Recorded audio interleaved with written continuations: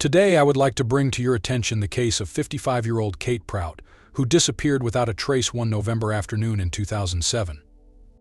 The police investigation was stalled for a long time, even though the investigators' intuition suggested that the woman was unfortunately no longer alive. However, no traces were discovered, there was no evidence, and time kept passing by. Even though her body was never found, the perpetrator was eventually arrested and brought to trial. The trial was based solely on circumstantial evidence, even though there seemed to be plenty of potential motives. Although the accused was found guilty at the time, doubts remained. However, I will tell you that by the end of this story you shouldn't have any doubts. Search for Red Marley farmer Kate Prout has now entered its third week.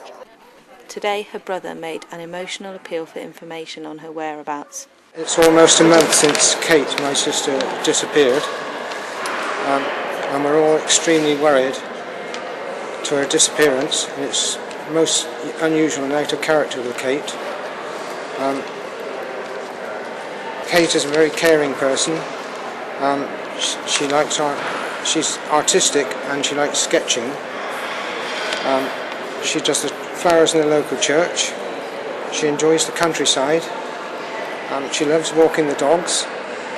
She's a good cook. She's articulate and intelligent, always well presented. She's greatly missed by the family, all of her family and friends, and we're most distressed at the moment on Kate's disappearance. And we'd like Kate to come forward, if she's anywhere, to come forward and tell us where she is, or just tell anyone, and anyone else that knows Kate, if they know where she is, to come forward and give assistance to us to where Kate is at the moment. Our investigations to date have been twofold. Firstly, a missing person investigation, including an extensive search of the farm at Red Marley and the surroundings. It's anticipated that our search at Red Hill Farm will conclude in the next few days. The second aspect of our investigation is a criminal one, looking at third-party involvement and the possibility of either her abduction or even murder. As you know, a 45-year-old man was arrested on the 27th of November on suspicion of murder. That man has been released on police bail whilst our inquiries continue. I'm not in a position to give further details about this aspect of the investigation at the moment. But clearly, whilst we have made an arrest, we're still open-minded as to the circumstances surrounding Kate's disappearance. I would appeal to anyone who may have any information about Kate to contact us.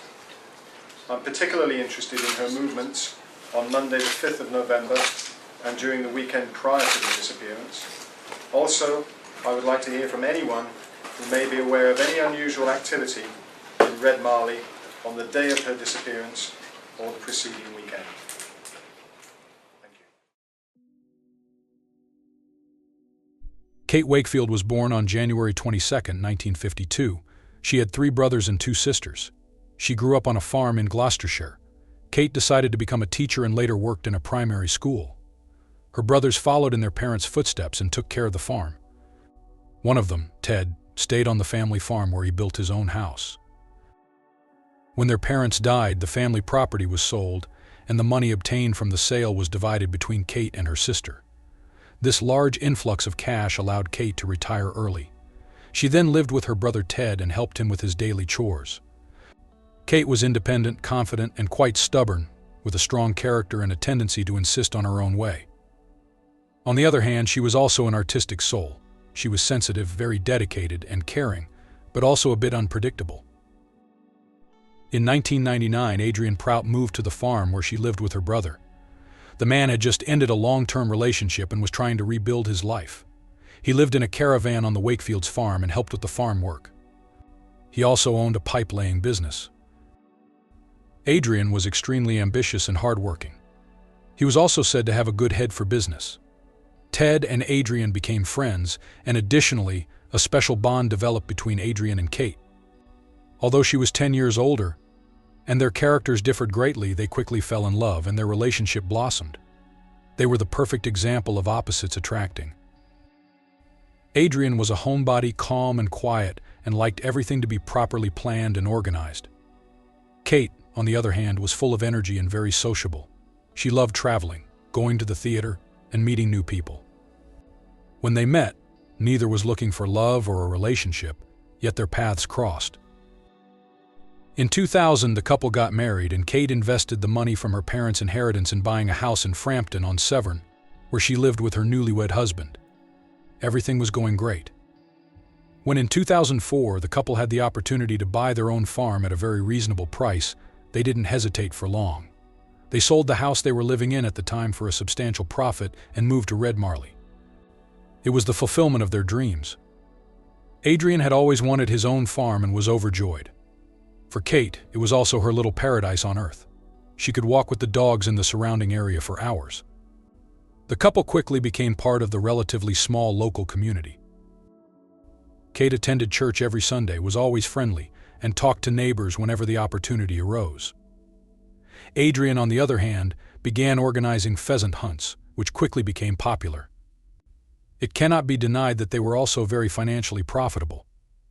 Kate helped her husband by preparing homemade snacks and baked goods for the participants. She tried very hard to make them of the best quality. In her free time, she painted and tested new recipes. She was really an excellent cook. Adrian also cultivated grain and reopened his pipeline company. He had the necessary equipment and contacts, and the business quickly began to bring in substantial profits. The couple could not complain about their financial situation. On November 5, 2007, Kate visited her sister-in-law Linda to chat and gossip a bit. Linda recalls that Kate was in a good mood and nothing in her behavior seemed unusual. Then Kate did some shopping, and around 3:30 p.m., she called the bank. That was the last time anyone spoke to her. After that, she stopped communicating, and no one saw her again. It was as if she had completely vanished into thin air. Since Kate contacted her sister-in-law almost daily, Linda quickly became worried. The anxiety was compounded by the fact that neither Kate nor Adrian was answering the phone. After 5 days, a friend of the couple, a man named Dave, decided to go to the farm to check if something bad had happened. To his surprise, the house's doors were open. But there was no one inside, and everything was in order. Nothing indicated that there had been an attempted robbery or any kind of attack. Kate's car was still parked in front of the building, but her husband's car was not there. When Adrian finally responded to Dave, it turned out that he had also last seen his wife on Monday, November 5th. Under pressure from his friend and Kate's brother, Adrian reported his wife's disappearance to the police after 5 days. Investigators immediately noted that Adrian had waited so long to report it, and that he only did so after being persuaded by her relatives. The officers discovered that Kate's purse, bank cards, and phone were still in the house. Kate hadn't taken any clothes or cosmetics either, which, as her sister-in-law emphasized, was completely out of character for her. She insisted that if Kate were going somewhere, she would have definitely taken them because she cared a lot about her appearance and never left the house without makeup. Adrian was taken to the police station for questioning. During the conversation with the officers, the man was very calm and seemed entirely unconcerned that his wife had disappeared and that something bad might have happened to her. He claimed that on Monday, November 5th, he and Kate had a fight, but it was just a minor argument about a meal. It was nothing serious or worth paying attention to. Although Adrian's demeanor and behavior aroused the investigators' suspicions, they considered various options, from Kate going for a walk and feeling unwell or getting injured and needing help, to the possibility that she had disappeared voluntarily and didn't want to be found, to the worst-case scenario that she had been attacked and was probably dead. During the time that she's been missing, have you looked through her room, looked through her property? No. I mean, you were aware that a car had been left behind? Were you aware of any other things that had been left behind that she'd normally have with her? No, I couldn't find her car keys, which was strange. As they always put in the drawer in the kitchen and they weren't there. So I assumed she had her car keys with her. If she goes out, I mean, what stuff would she normally take with her of a personal nature? I mean, credit cards, purse, things like that? Yeah, phone. Were you aware that the phone was still at home? No. I didn't even rang that phone and I never heard it. But if she went out of her own volition, then that's the type of stuff that she would take with her. Yeah. And you weren't, even though a week's gone by, you had no concern about her well-being then? You Well, I did, but I thought if things weren't good, someone would have rang me, or, I assumed she was okay. Where did you think she'd gone? I thought she was staying with her sister, so half-sister, down in Bexhill-on-Sea. Okay, and what's her half-sister's name? Jenny Hudson. Okay, did you contact Jenny? No. I mean, were you aware of appointments or things that she might have had during this last week? No. I mean, is she a person that keeps appointments? I Oh, mean, you I'd say mentioned so, the yeah. hairdressers. Yeah. I mean, is she as a doctors or dentist? I mean, does she keep them appointments? Is she reliable for things like that? Oh, yeah. Is there any reason why she would go and not cancel appointments like that? Because that's what we believe's happened. That she's had appointments this week, which normally you'd expect her to attend, and she's not kept those. No. Well, I had a chap turn up at the farm to value the farm. I didn't know he was coming over. That was on Thursday. Did that give you any cause for concern? Not really, because he's been once before and then cancelled it, and nobody in this week, whilst you've been at the farm, have rung and asked about Kate or asked to talk to Kate. There's been none of her friends rang? Dinah, a friend that used to live next door to us, left a message on our phone, and it said that something about picking her up at 2:00 tomorrow, and I knew they had a christening coming up, so I rang them back and said that I didn't know where Kate was, just in case they were making plans. Is there anywhere in the bungalow where appointments are kept? Do you have a calendar on the wall or anything like that? No. How would Kate know what her appointments are? I wouldn't know. I mean, she might have a diary.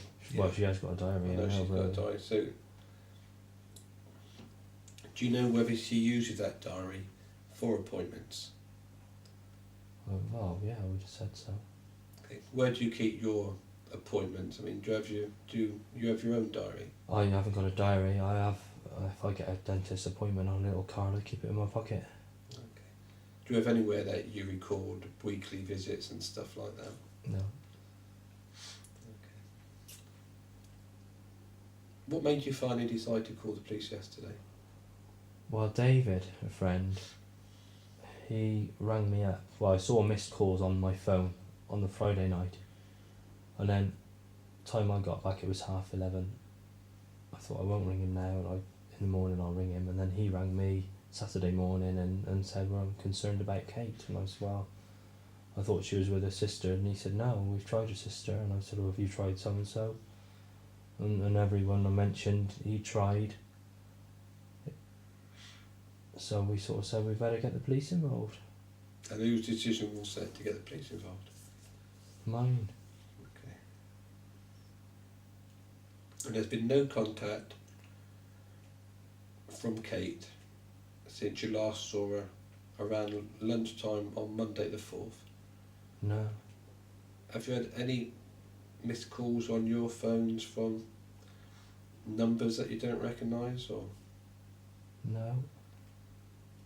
have you checked your mobile phone to see if there's been any missed calls on there for numbers that you don't recognise? I haven't been through it religiously, no. And what about on the landline? Has there been any messages left? Messages perhaps that numbers you don't recognise? No.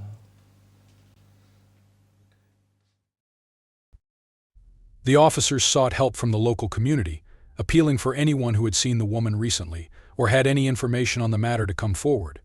It was established that there had been no activity on Kate's bank account since the day she disappeared.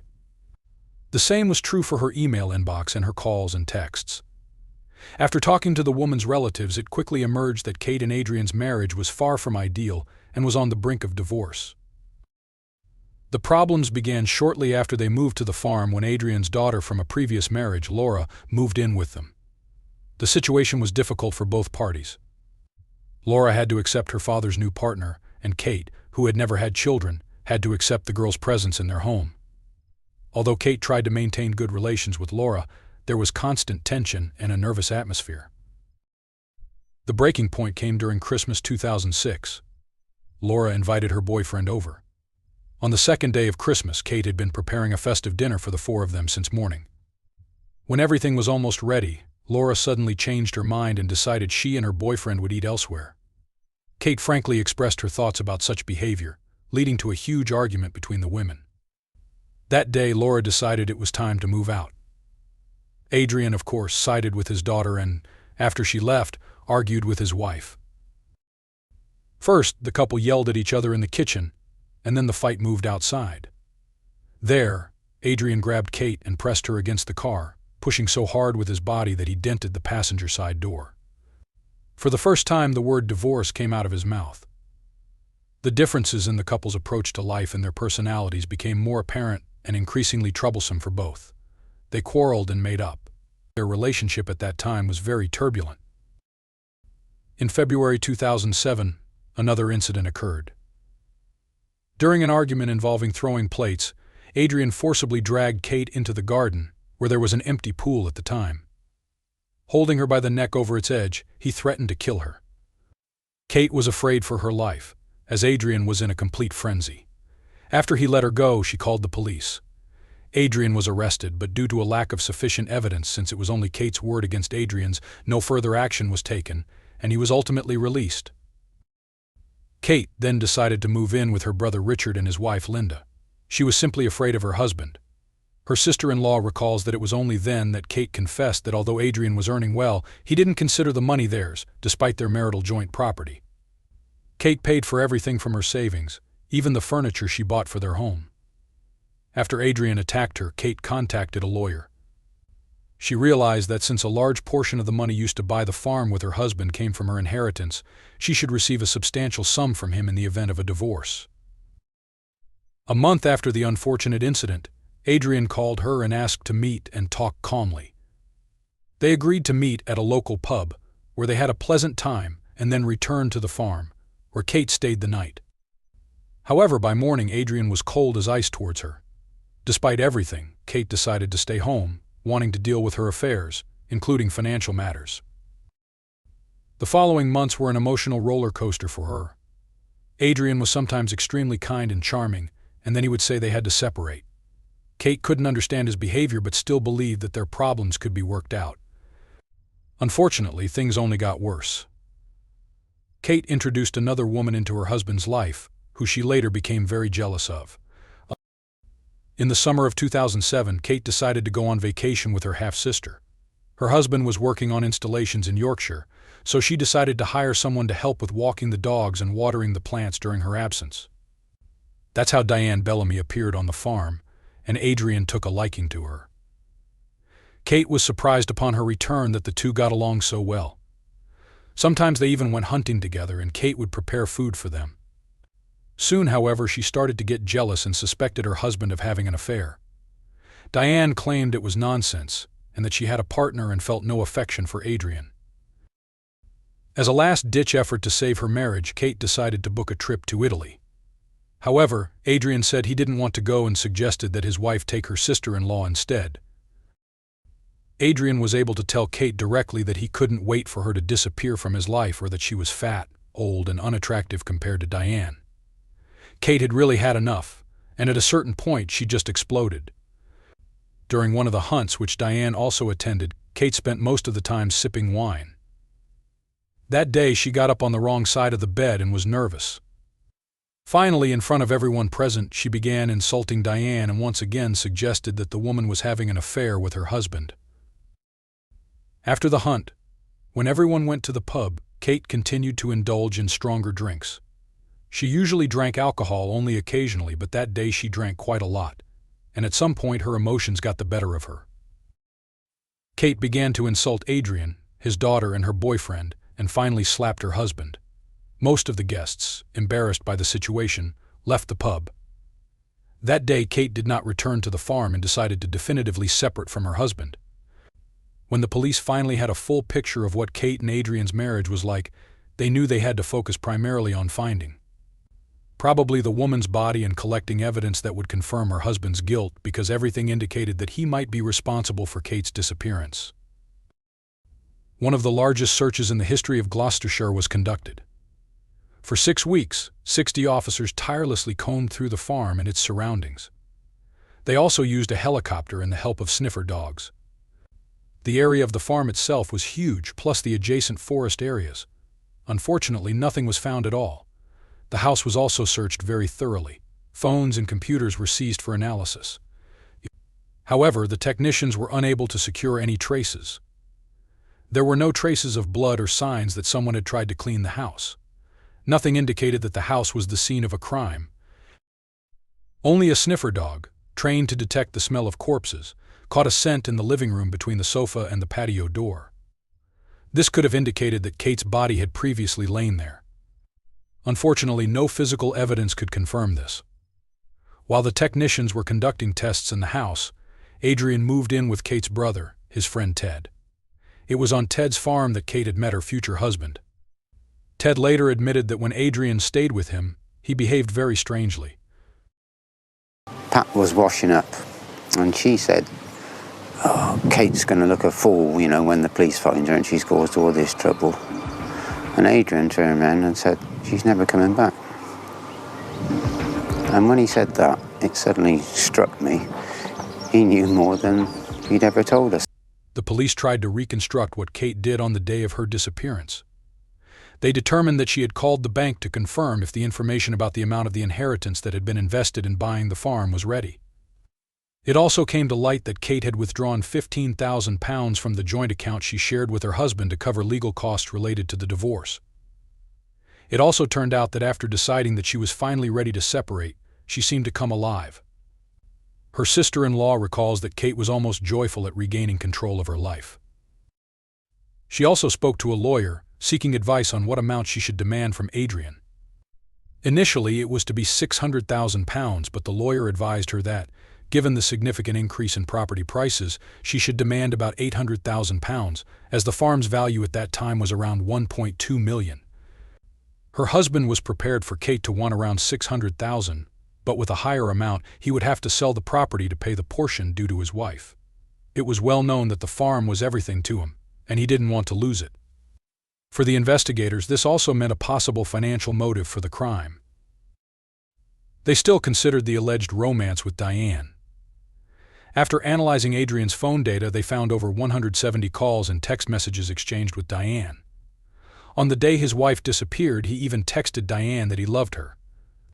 However, Diane fully cooperated with the police from the beginning. She admitted that Adrian adored her and had tried to kiss her a few times, but she always rejected his advances. Kate's disappearance and the ongoing investigation effectively cooled their relationship. Adrian's behavior also scared her a bit. When she asked if he knew what had happened to his wife, he replied, "They took her, don't ask." In February 2008, Adrian was arrested. He continued to claim that he had nothing to do with Kate's disappearance, and due to a lack of evidence, he was finally released. The residents of the town where he lived and organized hunts did not believe in his guilt. They even thought that not only had his wife left him, but the police were also falsely accusing him of killing her. After some time, Adrian met a woman named Debbie, with whom he began a relationship. Debbie was divorced and had 2 children from a previous relationship who were the same age as Adrian's daughter. She had heard about Kate's disappearance, but, like the neighbors, was convinced that Kate had simply left her husband without a word. In January 2009, Adrian was completely excluded from the circle of suspects, and Debbie decided to move in with him on the farm. However, she did not feel very comfortable there, as she had the impression that Kate could come back at any moment and claim that it was her home and she was Adrian's wife. Debbie believed that Kate was so spiteful that she had disappeared in such a way to make her ex-partner's life as difficult as possible. Then there was another turn of events because on March 10, 2009, Adrian was arrested for the third time. It turned out that the police had found diaries that Kate had kept. In them, she described her life and feelings, including what was happening between her and her husband. All the arguments and episodes of aggression from Adrian. The investigators believed that even without a body, they could prove that Kate was dead. However, the prosecution's case was based not on direct evidence of guilt but only on circumstantial evidence, including previous instances of domestic violence, entries in Kate's diaries, financial motives, and Adrian's desire to keep the farm. Adrian's current partner, Debbie, still did not believe in his guilt. She continued to think it was part of a plan Kate had devised to make Adrian's life a nightmare. While awaiting trial, it was revealed that Debbie was pregnant, and Adrian proposed to her. During the trial, Adrian maintained his previous version of events, but the jury did not believe his assurances, and he was found guilty. On February 5, 2010, he was sentenced to life imprisonment, with the possibility of applying for parole after a minimum of 18 years. Adrian's fiancée and daughter actively worked towards securing his release. They managed a Facebook page and collected signatures for a petition to reopen the case. Debbie was very involved in these efforts. She even convinced Adrian to take a lie detector test to confirm his version of events. She believed that if he could prove he wasn't responsible for Kate's death, her family might also learn the truth. She once told Adrian that Kate's family would surely want to at least hold a funeral for her, to which he responded she already had one. Debbie was certain she misunderstood his words and didn't dwell on what he meant. After all, he had sworn on their daughter's life that he was innocent, so it couldn't be otherwise. In August 2011, Adrian underwent the test, but he did not pass it. The polygraph indicated he reacted emotionally to the following questions. Did you kill or arrange for the killing of Kate Prout? Are you directly responsible for her disappearance? Did you arrange for someone to harm or abduct Kate? Do you know where Kate Prout's body is? When the examiner told Adrian that the test indicated he was lying and that he was the murderer, Adrian just smiled. Debbie was shocked and wanted to talk to him. It was then that he confessed to her that he had killed his wife. Though Debbie had fought so hard for his release, she immediately went to the police to admit her mistake. Adrian decided to tell the whole truth to the investigators. He confessed that on November 5, 2007, he was preparing for a hunt that was to take place the next day. Kate had approached him to discuss the divorce and settlement. She told him she would be demanding £800,000, which completely enraged him. That day, he also learned about the money she had withdrawn from their joint account, which he had earmarked to pay for a shipment of blueberry plants he intended to grow on the farm. Furious, he lunged at Kate and began to strangle her. He hadn't intended to kill her, but he stopped only when it was too late. This explained why no signs of struggle, blood, or other evidence were found in the house, yet the dog had picked up the scent. Afterward, Adrian poured himself a glass of whiskey and pondered his next move. After finishing his drink, he wrapped Kate's body in a curtain and moved it to the car. He then went to meet friends at the pub, and only under the cover of night did he go to the woods to bury Kate's body. Adrian explained to the police approximately where her remains could be found. On November 24, 2011, 4 years after the 55-year-old went missing, the police found her remains. They were buried in a shallow grave, just 1.5 miles from the house. Her identity was confirmed through dental records. In January 2012, Kate's family was finally able to say goodbye, thus closing a chapter in their lives. They also sold the farm where Kate had lived with her husband, and which Adrian had so desperately wanted to keep. Adrian never showed any remorse. When asked why he agreed to the lie detector test knowing he was guilty, he admitted he hoped he could deceive the polygraph. That's the end of this story. Thank you for listening to it to the end. Goodbye.